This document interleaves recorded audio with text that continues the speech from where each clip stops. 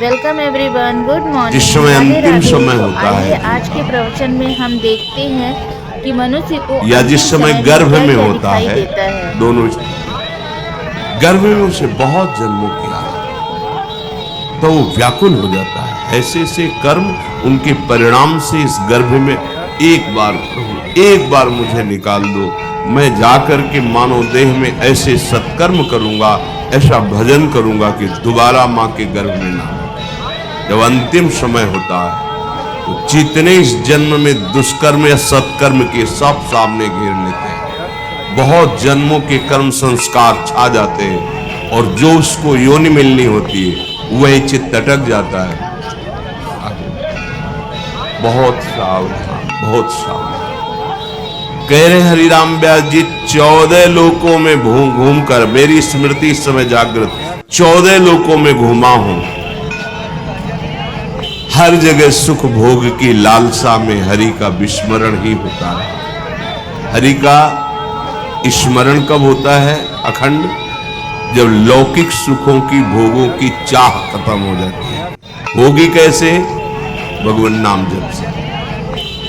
हरि का विस्मरण कब होता है? जब किसी भी भोग में महत्व करके भोग रहे होगे, उस समय हरि, और अगर हरि स्मरण है तो उसमें सुख नहीं मिल सकता, क्योंकि सत्य प्रकाश तुम्हारे साथ है। इसीलिए बड़े भाग्यशाली जन हैं, रात दिन नाम का पहरा बैठा लिए, रात दिन उठे बैठे चले फिरे खाए पिए सब क्रियाएं हो रही, तो भगवत स्मरण बड़े महाभाग्यशाली। ये जो लोग कहते हैं ना नाम में रुचि नहीं हो रही, नाम चल नहीं रहा, भाई सिद्ध तो नहीं हो गए ना। रुचि तो भोगों में है, अब नाम अरुचि पैदा करेगा भोगों में, फिर नाम में जब रुचि आएगी तो नामी का रूप झलकेगा। धैर्य पूर्वक 14 भुवनों में घूम आया, इसी स्वार्थ ने सुख भोग की लालसा ने हरि विस्मरण कराया। हरि विसरायो। करोड़ों ऐसे अपराध किए जन्म जन्मांतरों में, जिन्हें ब्रह्म हत्या कहते हैं। पंच महापाप कहे गए। कैसी बुद्धि मलिन हो गई है कि इन पंच महापापों को हम मनोरंजन समझते हैं, सुख का साधन समझते हैं। मदिरा पीना, पर स्त्री गमन करना, द्वित कीड़ा, हिंसा, स्वर्ण चोरी, ये 5 महापाप है। बोले हम तो हिंसा नहीं करते, अगर मांस खाते हो तो हिंसक ही हो, वही दंड मिलेगा जो हिंसा करने वाले को मिला है। वैसे जैसे कोई गौ हत्या करता है और आप मांस खाते हैं तो बिल्कुल वही हत्या आपको प्रताड़ित करेगी, आपको जलाएगी, आपका नाश करेगी। कोटि गाय ब्राह्मण मारे को ताप पाप उपजायो। ब्रह्म हत्या जैसा पाप लगता है। देखो कैसी मलिनता है। इसको हम आनंद समझते हैं, मनोरंजन समझते हैं। यह है भारी विपत्ति संपत्ति की। बहुत बहुत सावधान। ऐसा धुआं उठा है कलिकाल का, मलिनता का, कि पापाचरण में रति है। जैसे निष्ठावान धर्मात्मा पुरुष धर्म से विचलित नहीं हो सकता, ऐसे ही हम अधर्म निष्ठा वाले बन रहे हैं। स्वागत में तो मदिरा ही प्रधान हो रही। कैसा कैसा बुद्धि काम नहीं कर रही। कैसे मंगल होगा, कैसे सुख होगा, जिसे शास्त्र के रचयिता भगवान स्वयं श्री कृष्ण द्वैपायन व्यास देव जी वो कह रहे हैं ये पंच महापाप है, ये ब्रह्म हत्या के समान है। कैसा कैसा मनोरंजन। मित्र मिले, क्या स्वागत में मदिरा रखी जा रही। और बहुत भाई धनी है, ऐश्वर्यवान, तो मांस भक्षण और व्यभिचार, मनोरंजन के लिए द्वैत कीड़ा।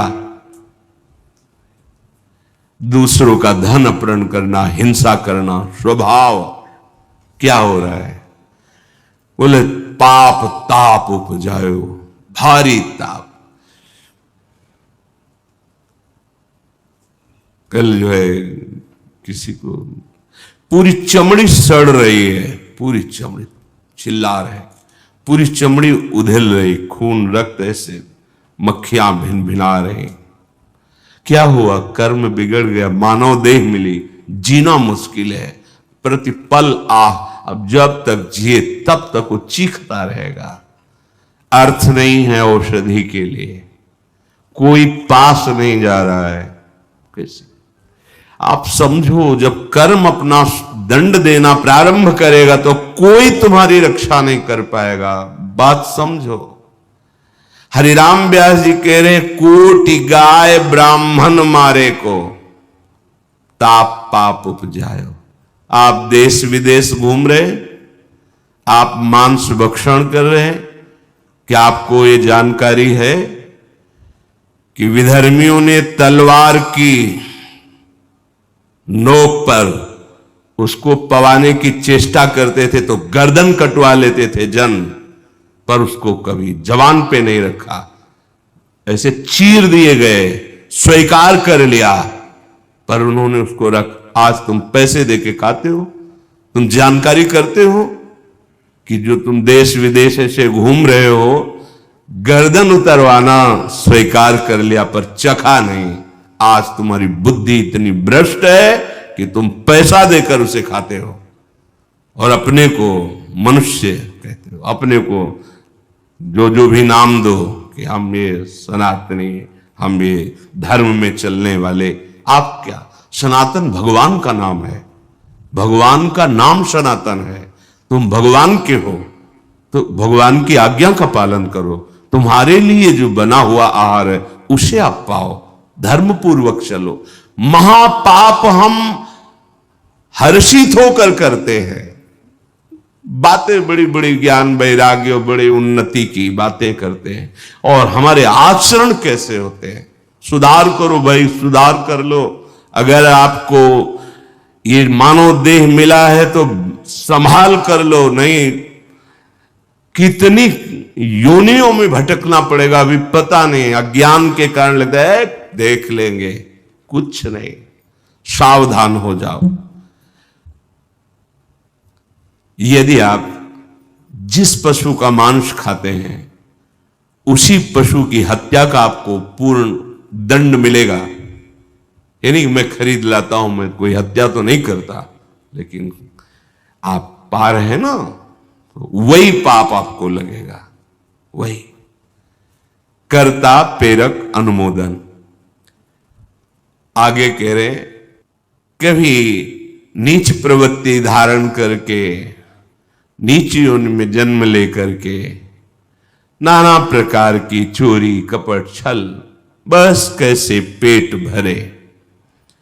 कभी बहुत विद्वान होकर के विद्या के अभिमान में तर्क विवाद करते प्रकांड पंडित थे। ये जहां भी जाते थे विजयश्री विद्वता से प्राप्त करते थे। तर्क जिह्वा में ऐसी प्रवीणता थी, कोई इनके सामने टिकता नहीं था। तो आप फिर नमस्कार, पूजा, सम्मान, वाहवाही। कबहू क विद्यावाद स्वाद लगी, ब्राह्मण हुए पूजवायो। जब कोई प्रणाम करता है, नमस्कार करता है, प्रशंसा करता है, अच्छा लगता है। वो अच्छा लगना देव भाव को पुष्ट करके भगवत विस्मृति के गर्त में गिरा देगा। कभी तो इतनी गरीबी देखी है, कभी किसी योनि में ये देखा कि राजा बन गया, छत्र चौर, बड़ा वैभव, लेकिन उधर गरीबी में भूख से व्याकुल होकर भगवत स्मृति रहित जीवन गया। कभी इतना वैभव कि उसके अभिमान में प्रभु को भूलकर भटकता रहा। ये ऐसी माया है कि जो जहां है उसी में आसक्त है। महाभारत में प्रसंग आता है, भगवान व्यास देव जी जा रहे थे तो एक नाली का कीड़ा निकलकर बड़ी तीव्र गति से मार्ग को लांघ रहा था। वह भाई इतनी रफ्तार से आप जा रहे हो, क्यों, क्या पीड़ा है तुम्हें?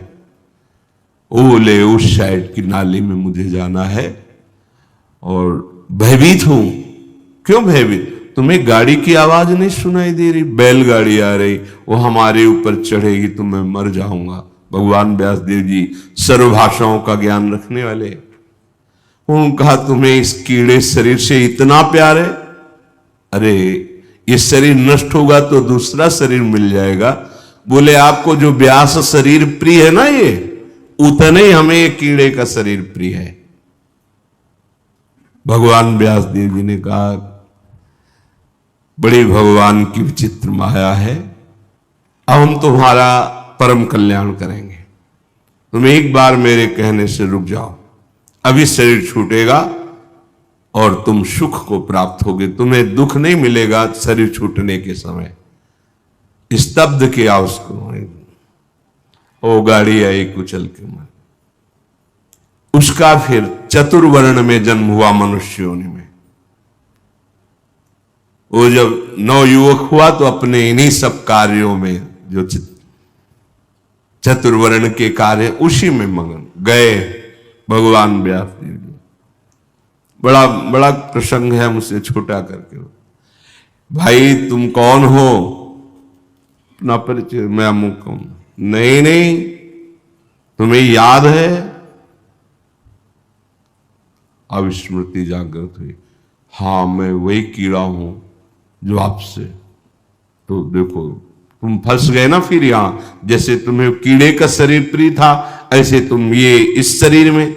नहीं नहीं, इसको भी छोड़ो। भगवान व्यासदेव जी ने वो शरीर छुड़वाया। क्रम से वो प्रथम वर्ण में जब उस ऐसे राजा बना, तृतीय वर्ण, ओ चंवर डुलाए। तुम्हें याद है हर वर्ण में उसका जन्म हुआ क्रम से? तुम्हें याद है? हाँ मैं चक्रवर्ती राजा हूं, मेरा है वैभव, मुझे स्मृति। नहीं नहीं, तब पूर्व, हाँ मैं नाली कीड़ा था, मैं ये समझो। भगवद स्मृति धारण करो, इस पे राग मत करो। वहां त्याग कराया। जब प्रथम वर्ण में जन्मा, वो अपने कार्य में विद्वान होकर ऐसे वो पुरोहिता। फिर भगवान व्यासदेव, तुम्हें याद है? शास्त्र याद है ये सब? नहीं, पूर्व स्मृति याद है? पूरी याद कर।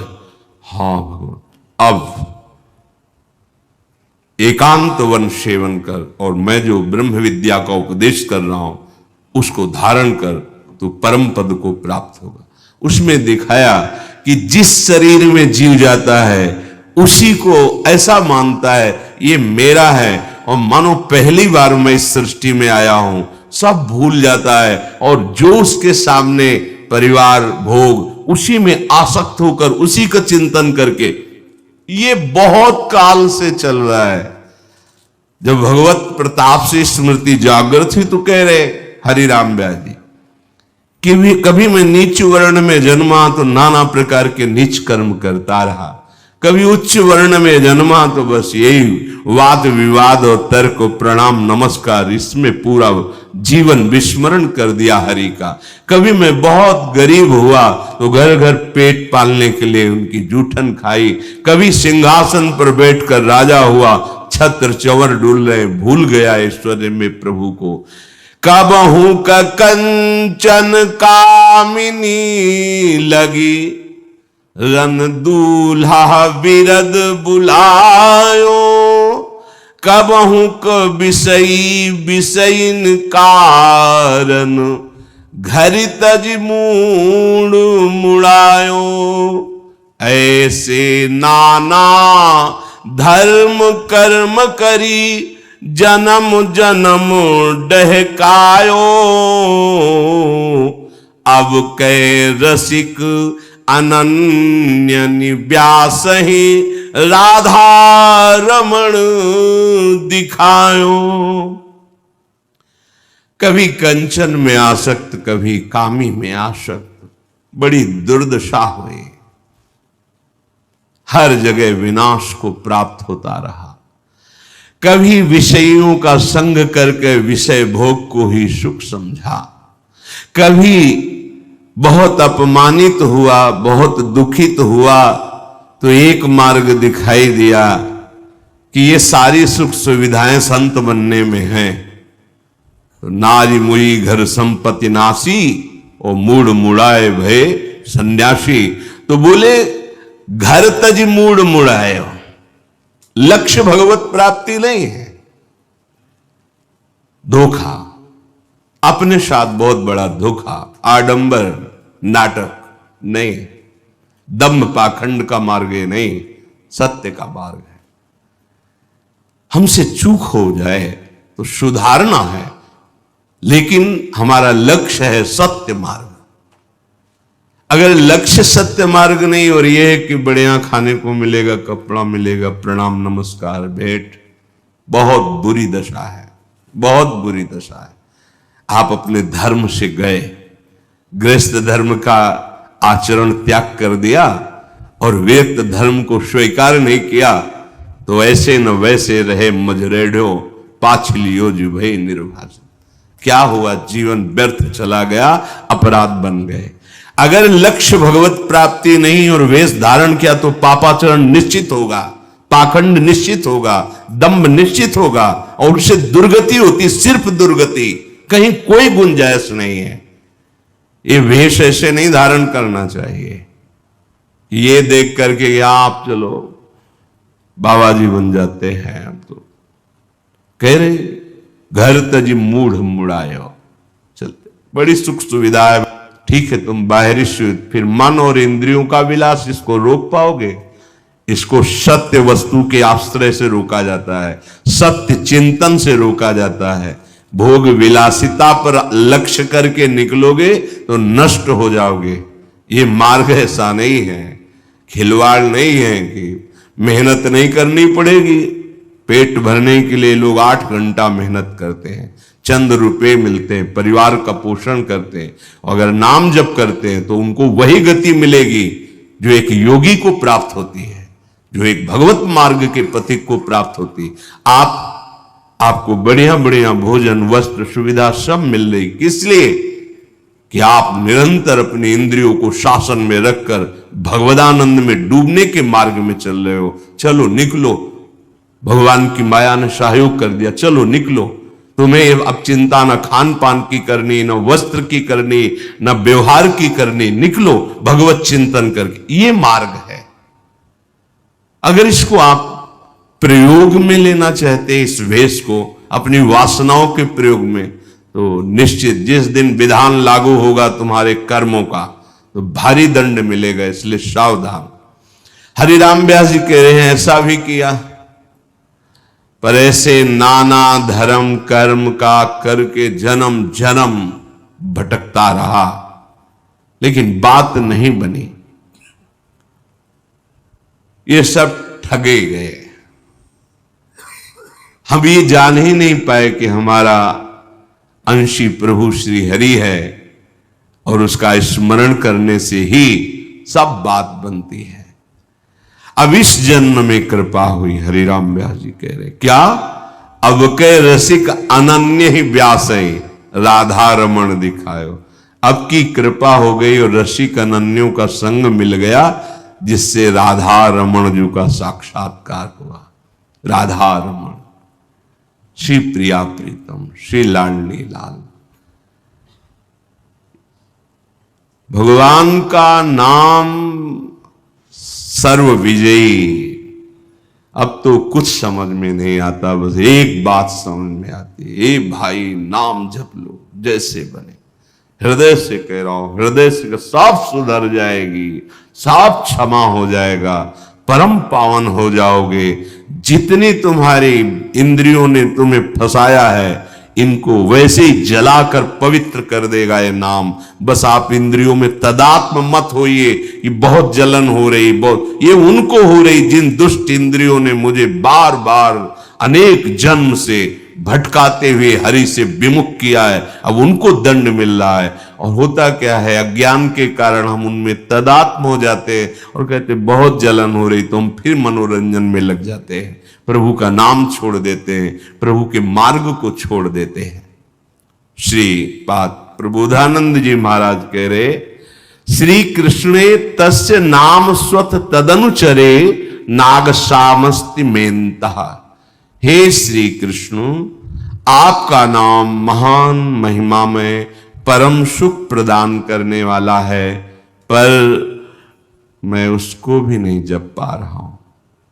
देखो, जैसे तुम बंधन में पड़े हो दुश्मनों की, तो वो शांत हैं लगभग, और जहां देखा ये बंधन छुड़ाने की चेष्टा, टूट पड़ेंगे ऊपर।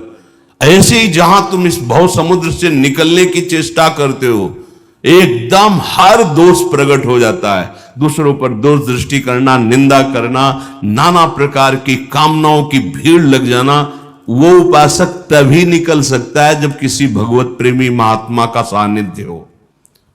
क्योंकि इन सब प्रपंचों को दबाने के लिए सत्संग बहुत बड़ी सामर्थ्य है। रोज नया उत्साह, रोज नया बल, रोज नई उमंग जागृत करता है। तभी बिनु सत्संग न पावई प्राणी, बिना सत्संग के पर यही सर आवत अति कठिनाई, राम कृपा बिनु आई न जाई। देखो, जहां जहां भी सत्संग के शब्द मिल रहे हैं, जिन जिन को, वो बड़े भाग्यशाली हैं। बस हमको संभालना है। ये भ्रमात्मक भ्रम पैदा करके जो क्रियाएं करवा रही माया कि इसमें सुख है, इसमें सुख है, भगवत प्रसाद का आश्रय लो, इस भ्रम को मिटाओ, कहीं सुख नहीं है। ये अधर्माचरण और गंदा करता चला जाएगा हृदय को। श्रीमद वृंदावन त्वाश्रय मगति गतिम त्वकेलाम त्वयि सद्धि ही। हे वृंदावन धाम, मुझ निराधार के तो आप एकमात्र आधार हो। मैं बस एकमात्र आपकी शरण ले लिया है, आप मुझे आश्रय दीजिए। मैं एकमात्र आपकी शरण ले लिया। धाम बहुत कृपालु है, ये निश्चित कृपा करता है, निश्चित। पर ये किम कुर्याम कुत्रयायाम यदि वत भवेत् तद भवत्वेव कामम। मैं क्या करूं, कहां जाऊं, ये सब छोड़ दिया है। अब क्या करूं, कहां जाऊं, यद्यपि मैं ऐसा हूं, त्यक्ता सर्वोपि धर्मो हरिहरि न मन्यत त्यक्त मेकम विकर्म। मैं ऐसा धर्मी हूं कि सब धर्म ने मेरा त्याग कर दिया है, एक भी पापाचरण में त्याग नहीं कर पाया हूं। ना श्री कृष्ण का नाम जप पा रहा हूं और ना श्री कृष्ण के दासों पर निर्दोष भाव कर पा रहा हूं।